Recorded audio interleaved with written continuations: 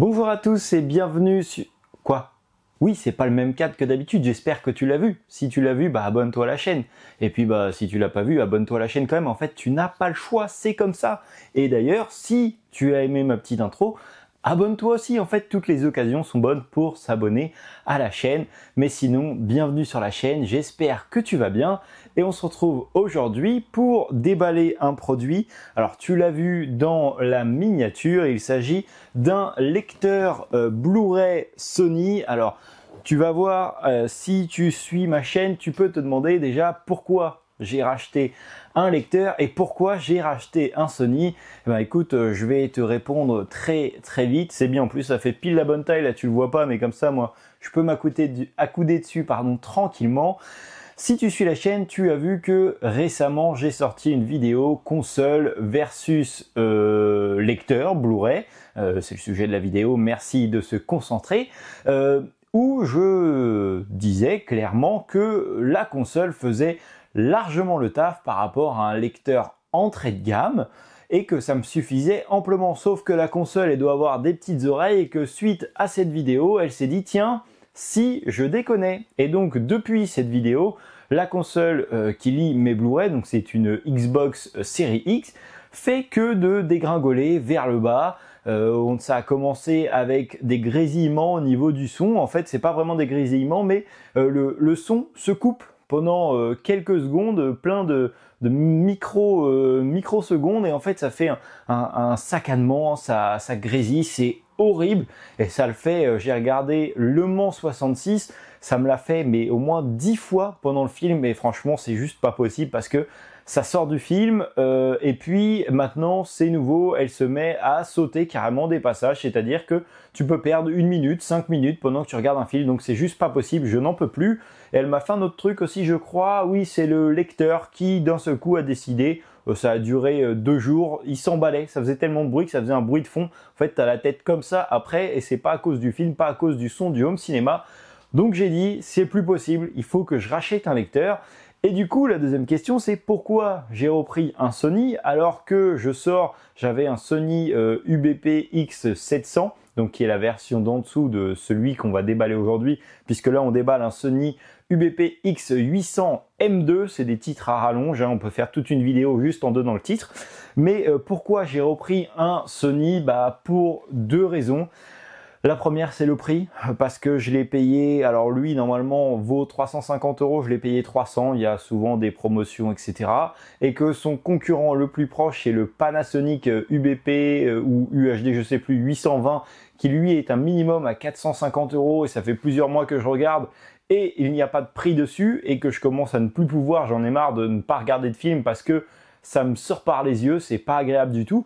Donc voilà, premièrement, et que celui-ci, je l'ai vu en magasin, et que honnêtement, quand je l'ai porté, j'ai été surpris, parce que le 700 fait très basse qualité, enfin voilà, tu sens que c'est du plastique partout, etc. Et là, quand j'ai pris celui-ci, même là, quand je porte mon carton qui est juste là, il pèse 1 tonne. Donc je me suis dit, écoute, niveau prix, parce qu'à la base j'aurais bien aimé faire sur ma console, mettre un peu de côté et me payer un beau lecteur. Alors quand je dis un beau lecteur, il y a des lecteurs qui sont à 7, 8, 9, voire 1000 €, mais voilà, je suis pas riche, j'ai pas gagné au loto, donc il faut un petit peu de temps pour pouvoir les payer. Et donc je comptais prendre mon temps et puis m'acheter un beau lecteur qui me fasse 10, 20 ans, un petit peu comme les Oppo, donc quelque chose de vraiment très bonne qualité. Sauf que là, voilà, comme je t'ai dit, je regarde du coup beaucoup de films en streaming, donc je découvre plein de trucs, etc. Mais j'ai plein de Blu-ray qui sont là, que j'ai envie de regarder. Tu vois, par exemple, je viens d'acheter Gladiator en 4K que je veux rattraper avant que le deuxième sorte. Faut bien un lecteur pour le voir, et le regarder sur la Xbox, ça ne va pas être possible. Regarder un film de 3 heures où ça va bugger toutes les 5 minutes, je vais perdre 5 minutes de film, etc. C'est juste chiant. Donc je me suis dit que je laissais une dernière chance à Sony. Pour ceux qui ne seraient pas au courant, le problème avec les Sony, c'est la qualité du lecteur. Il y a plein de problèmes où le lecteur s'arrête toutes les 5 minutes, où en fait ça plante en plein film. Alors j'ai regardé un petit peu les avis sur celui-ci, j'ai vu qu'une fois une personne qui en parlait, sinon il a de bons avis. Donc je me suis dit, écoute, peut-être que j'ai pas eu de chance, peut-être que celui-ci sera très bien, dans le pire des cas il me fera 3-4 ans voire un peu plus si possible. Et puis au moins ça va me permettre quand même de regarder des films. Et ce que je vous propose dans cette vidéo, parce que pour l'instant je parle beaucoup, je fais le con en intro, etc. Mais c'est que on va le déballer, on va regarder ensemble, etc. Je vous mettrai quelques passages de films, on regardera aussi également le menu. Parce que là, pour l'instant, tu vois, regarde, hop, c'est écrit sur l'avant du carton. On a YouTube et Netflix qui sont inscrits dessus. Mais c'était un reproche que je pouvais faire déjà sur l'ancien modèle. C'est que on a quelque chose, on a un menu qui est assez moderne. Contrairement à ce qu'on peut reprocher souvent à Panasonic, c'est quelque chose qui est souvent reproché. C'est un menu qui est obsolète, mais fonctionnel. Et là, sur celui-ci, il est assez moderne. Mais ce que je trouve dommage, c'est qu'on est quand même sur des lecteurs. Parce que oui, je dis entrée de gamme à 300 balles, mais 300 balles, c'est pas rien. Tout le monde ne peut pas se permettre de les mettre, etc. C'est des subs. Je trouve ça dommage qu'on puisse accéder à Netflix, mais qu'on puisse pas accéder à Prime Video, Paramount, Apple TV. On fait des tonnes et des tonnes de plateformes, mais on peut pas y accéder. On est obligé encore d'avoir quelque chose d'à part, une télé connectée ou autre chose. Donc, je sais pas si entre-temps ça a été réglé avec des mises à jour, etc. En tout cas, la dernière fois que je me suis servi d'un Sony, on ne pouvait pas. Donc, j'espère avoir une bonne surprise là-dessus. Celui-ci est aussi quelque chose que je retrouve que je n'avais plus par rapport à la Xbox, c'est le upscaling. Donc le upscaling, c'est quoi? C'est une amélioration du film que tu vas mettre dedans, alors du film, du support que tu vas mettre dedans. Donc si tu mets un DVD ou un Blu-ray, alors ça marche beaucoup plus avec les DVD, mais ça va essayer d'améliorer au niveau 4K. Donc tu te doutes bien qu'avec un DVD, ça va pas te mettre un 4K, mais ça t'améliore au minimum au moins au Blu-ray. Et le Blu-ray au 4K, c'est quelque chose qui est très agréable, surtout pour les DVD.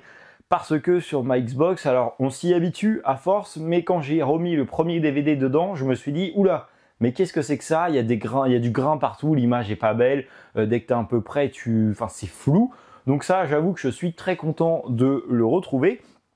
Et donc pour finir, donc comme je disais en résumé, donc là on va le déballer ensemble, on va regarder ce qu'il y a dedans, etc. On fera un petit tour dans le menu, voir s'il y a du changement, voir ce qu'il y a, enfin voilà, pour te le montrer. Et puis je te passerai quelques petits extraits de films pour voir ce que ça peut donner niveau qualité. Donc bien sûr, tout dépendra aussi également de la télé que tu as, du câble que tu as, mais ça te donnera un petit aperçu parce que je n'ai pas vu grand monde, en tout cas des grands noms de la high-tech ciné parler des lecteurs un peu plus bas de gamme. Hein. On parle à chaque fois des gros lecteurs à 1000, 1200 euros, mais ça peut être pas mal de savoir est-ce qu'un lecteur entrée de gamme 4K bien sûr, parce qu'il y a des lecteurs beaucoup moins chers mais qui ne lisent pas le 4K. Faites également attention aux modèles d'en dessous qui sont moins chers où il y a marqué Upscaling 4K, ça ne lit pas le Blu-ray 4K, ça améliore, c'est ce qu'on parlait tout à l'heure, mais vous ne pouvez pas lire le Blu-ray 4K, donc voilà, et ça peut être intéressant de savoir est-ce qu'un modèle à 300 balles peut vous convenir, tout va dépendre, etc., de la fréquence de film et tout. Et puis il y aura une deuxième partie où je vais tester le lecteur sur plusieurs mois avec différents supports, différents films, différentes longueurs. Et puis je vous ferai un petit retour dessus, savoir est-ce que j'ai eu des problèmes, etc. Alors j'ose espérer que je vais le faire sur 2-3 mois. Je sais pas encore si ça sera dans cette vidéo ou si ça sera dans une vidéo à part où je vous ferai un retour. J'ose espérer que sur les quelques mois où je vais tester, je ne vais pas avoir de problème. Logiquement, sur l'autre modèle, les problèmes que j'ai eus sont commencés à survenir au bout de 1, 2 ans, voire 3 ans, je me souviens plus, mais pas dès le début. Donc logiquement, c'est pour ça que ce sera peut-être dans une autre vidéo, mais je vous ferai un retour dans plus longtemps pour savoir à peu près la durée du produit, etc. Si ça peut vous renseigner. Bon, je te propose, ça fait quand même déjà quelques minutes que je parle, c'est hop, on sort le couteau, on va déballer s'il y a un petit scotch, voilà, il y a un petit scotch juste ici. Pour l'instant, ça va faire une semaine que je l'ai reçu et je ne l'ai toujours pas utilisé parce que je voulais le déballer avec vous. Et donc, comme j'en ai un peu marre, je me suis installé pour le déballer, pour arrêter de râler après ma Xbox qui ne lit rien. Hop, on ouvre le carton, d'accord, c'est pas du tout comme ça, je pensais que ça allait s'ouvrir en grand. Alors, tu vois pas ce que je fais, mais tu vas le voir, ne t'inquiète pas. Alors, on a pour l'instant encore quelque chose à couper. Hop, voilà, c'est coupé. J'espère que j'ai mis un coup dans rien. On a pour l'instant les petites piles pour mettre dans la télécommande. Juste après, on va les mettre sur le côté. On a ici la télécommande. Alors là, par contre, on va l'ouvrir tout de suite. Ça, je peux te le dire que par rapport au modèle d'en dessous, la télécommande n'est pas la même. L'autre était beaucoup plus petite. Et puis, c'est pareil, on avait une télécommande plus petite avec des fonctionnalités disponibles dessus, mais que tu ne pouvais pas te servir avec le lecteur. Par exemple, tu pouvais jouer avec le plus et le moins du son, mais tu ne pouvais pas il n'y avait pas la possibilité de te servir du lecteur en tant que carte son. Donc voilà, la télécommande est plus grande. Je ne sais pas si elle est rétro-éclairée. On mettra les piles, on mettra les piles après, hein, on pourra voir. Mais en tout cas, déjà, la télécommande n'est pas la même. Alors, on va essayer de sortir tout ça. Donc là, on a les grosses notices. Donc, tu dois avoir toutes les langues. On s'en fout un peu. Je les lis jamais. Moi, je touche à tout. Et puis, quand c'est cassé, je dis merde, j'aurais peut-être dû la lire. Hop, on enlève le polystyrène. Alors, contrairement à l'autre, c'est pareil. Au niveau du câble d'alimentation, hop, voilà. Bon, c'est tout. Il n'y a plus rien. Je vais finir ma phrase après. Voilà, il y a juste le carton. On va le mettre sur le côté. Hop. Donc voilà. Donc, contrairement à l'autre, l'alimentation est directement dessus, alors que le modèle dans tout, tu avais la possibilité de enlever ton alimentation. C'était un câble d'alimentation à part. Donc là, c'est directement dessus. Donc, ce qui veut dire que s'il est mort, à mon avis, si tu ouvres ton lecteur, tu devrais pouvoir modifier quelque chose, mais c'est pas forcément facile. Donc hop, voici la bête. Donc il est là, donc il est plus grand, plus lourd que l'autre. Honnêtement, il pèse son poids. Esthétiquement, écoute, on est sur quelque chose qui est quand même de qualité. Donc hop, on va laisser tomber le câble juste ici. Donc là, on a un plastique, tu vois, t'entends au-dessus, qui pourtant paraît bas de gamme, mais visuellement, et quand tu passes ta main comme ça, fait quand même assez robuste. On a une petite bande, tu vois, sur les côtés qui brille. Et écoute, c'est plutôt cool. Je ne sais pas comment sort le disque. Donc à mon avis, c'est toute cette partie-là qui s'ouvre. Donc ça, je vous ferai des petits plans après. Et puis on a l'arrière avec toutes les sorties. Donc celui-ci, vous pouvez y brancher directement l'audio dessus. L'audio passe par le lecteur, ce que ne faisait pas son petit frère. Donc j'espère que ce n'est pas que ça la nouveauté entre le 700 et le 800. J'espère que tout est amélioré, qu'il n'y a pas juste on peut mettre le son dessus, parce que sinon ouais, ok, c'est cool, mais ça va pas me suffire.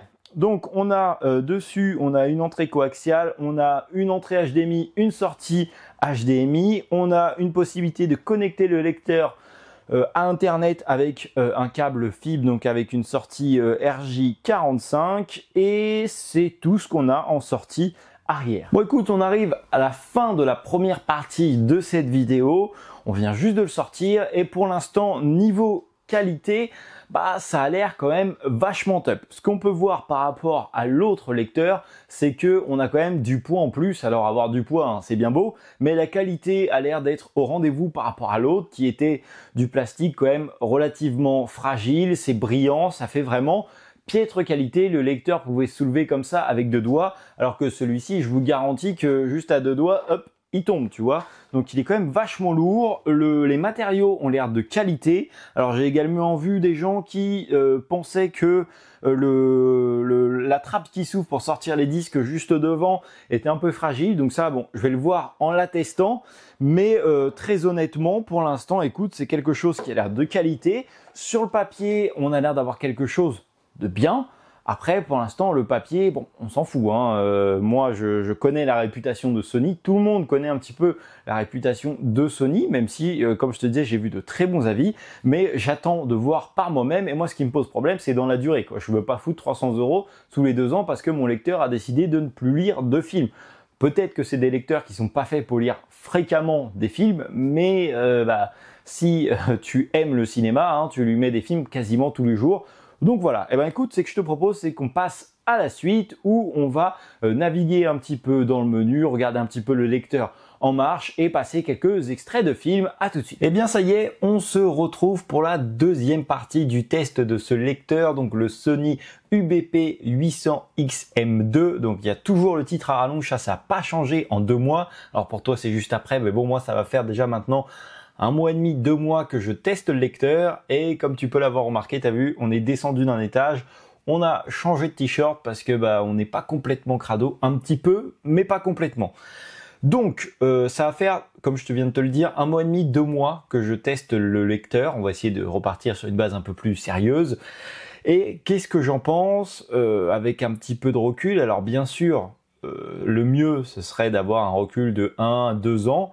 Ce que je ferais, c'est-à-dire que si dans 1 ou 2 ans, j'ai constaté du changement, des problèmes, etc., eh ben, je vous le ferai savoir, je vous ferai une petite vidéo pour savoir si j'ai eu des problèmes, etc. Je n'en referai pas si tout va bien parce que je vais pas vous faire une vidéo pour vous dire « Bon bah voilà, bonjour à tous, ça va ».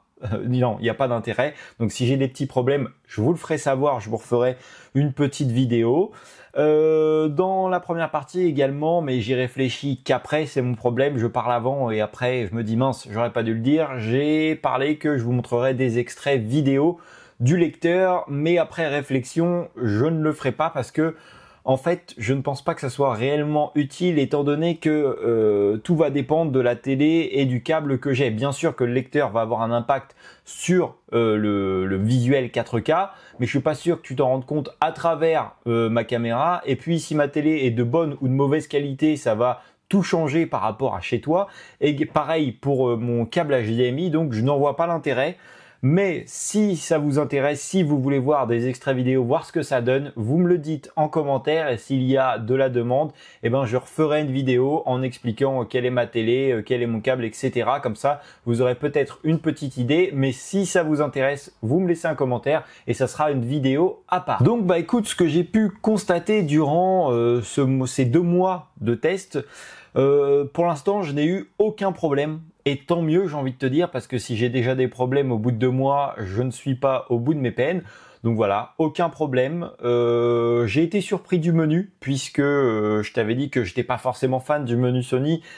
Mais là, j'étais sur quelque chose de complètement différent et de plus que basique. Il n'y a rien au menu. Il y a 4 pauvres petites icônes sur un grand fond noir. Je ne sais pas si c'est une mise à jour et c'est général à tous les lecteurs Sony ou si c'est juste ce lecteur-là qui a ce menu-là, mais ça fait un petit peu fade. Et après, en même temps, on a accès à l'essentiel puisque tu as accès à ton le disque que tu as mis dedans, le format dedans, tu as le titre, etc. qui s'inscrit en dessous. Tu peux régler ton lecteur. Alors j'ai voyagé un petit peu dans tous les paramètres. Je n'ai pas trouvé beaucoup de réglages possibles. Alors, soit je suis passé à côté, soit il n'y en a pas énormément. Après, ça reste un lecteur entrée de gamme, bien que ce soit une somme à sortir, ça reste du entrée de gamme pour du 4K. Et aussi, je voulais répondre, j'avais vu en commentaire, je vous en avais parlé, j'avais vu que certains trouvaient que la sortie de la trappe pour mettre le DVD, le Blu-ray ou le 4K paraissait fragile. Alors personnellement, ça ne m'a pas choqué du tout, étant donné que pour moi, ça ressemble à n'importe quel lecteur en fait. C'est une trappe en plastique qui s'ouvre et puis tu as le petit support qui sort. J'ai rien trouvé de plus fragile ou de plus costaud que sur d'autres. Voilà, c'est semblable à ce que j'ai pu voir. Je pense que si tu t'assois pas dessus, étant donné que c'est pas une chaise, t'auras pas forcément de problème. Donc je ne sais pas ce que cette personne a pu lui reprocher. Peut-être qu'il a fait un foot avec le lecteur, mais bon, c'est pas vraiment prévu pour. Mais à ce niveau-là, je n'ai pas eu de problème. Au niveau des matériaux, en 2 mois, je peux pas avoir beaucoup de soucis, mais il n'y a eu également aucun souci. J'ai énormément apprécié retrouver le upscaling quand j'ai regardé 2-3 DVD pour le moment. Et c'était quand même vachement agréable. On avait beaucoup moins de pixels, une image qui était beaucoup plus propre.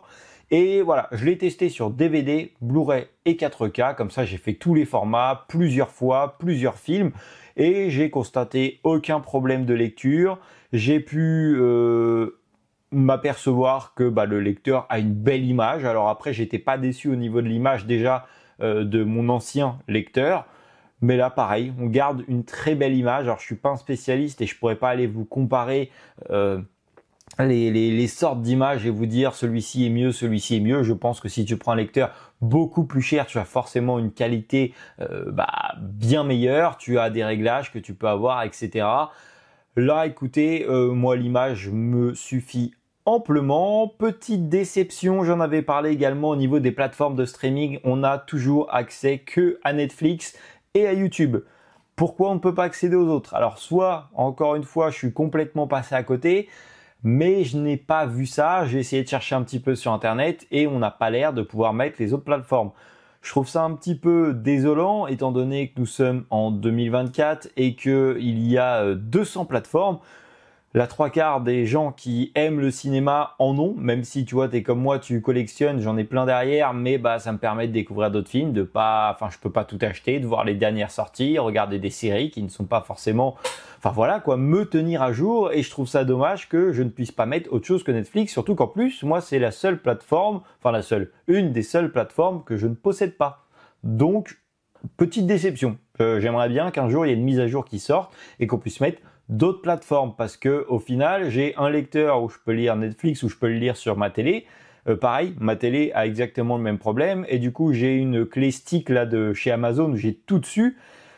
Mais voilà, j'aimerais bien avoir tout au même endroit. Donc du coup mon lecteur, je l'utilise vraiment que pour lire du Blu-ray. Je ne l'ai pas testé en plateforme et je ne peux pas le tester en plateforme vu que je n'ai pas Netflix et je ne vais pas prendre un abonnement Netflix juste pour essayer. Et logiquement, quand je regardais sur mon ancien, ça fonctionnait très bien, il n'y avait pas de problème là-dessus.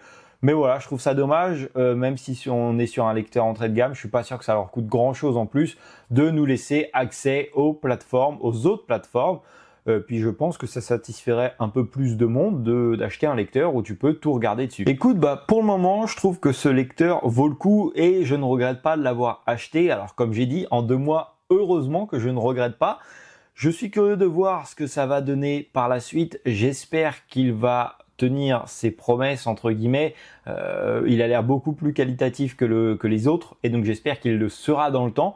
Comme je vous l'ai dit, si ce n'est pas le cas, je vous ferai un petit retour vidéo. Mais en tout cas, si tu cherches un lecteur entrée de gamme, que tu n'as pas 1000 € à mettre, celui-ci vaut le coup. Et si tu peux mettre un petit peu plus, au vu des retours qu'on peut avoir, va chez Panasonic, tu prends, c'est le UHD, je crois, 820, qui est plus cher que le Sony, mais qui a une meilleure réputation. Mais attention, je sais qu'il y a aussi certains problèmes, je crois, au niveau des plateformes. Je dis bien je crois parce que je veux pas dire de bêtises. Mais voilà, pour moi, ça c'est les deux entrées de gamme, bien que le 820 soit au-dessus du Sony. Mais voilà, pour le moment, si tu as 300-350 € à mettre dans un lecteur 4K, je peux te conseiller le Sony UBP X800M2. Et puis voilà. Si tu as le lecteur, n'hésite pas à me faire un retour dessus. Si c'est pour me dire que le lecteur est nul à chier, évite, parce que ça va me dégoûter et je vais avoir envie de pleurer de savoir que j'ai acheté une grosse bouse. Mais voilà, j'espère qu'il va durer dans le temps. Bon, ça fait 30 fois que je te le dis, mais je te tiendrai au courant. Si tu as aimé la vidéo, n'hésite pas à me le faire savoir en commentaire, en mettant un petit like et en t'abonnant à la chaîne. N'oublie pas de me dire en commentaire, est-ce que tu veux voir des extraits vidéo du lecteur ou non, pour savoir si je fais une vidéo à part. Et puis sinon, moi je te dis à la prochaine pour une nouvelle vidéo. Salut!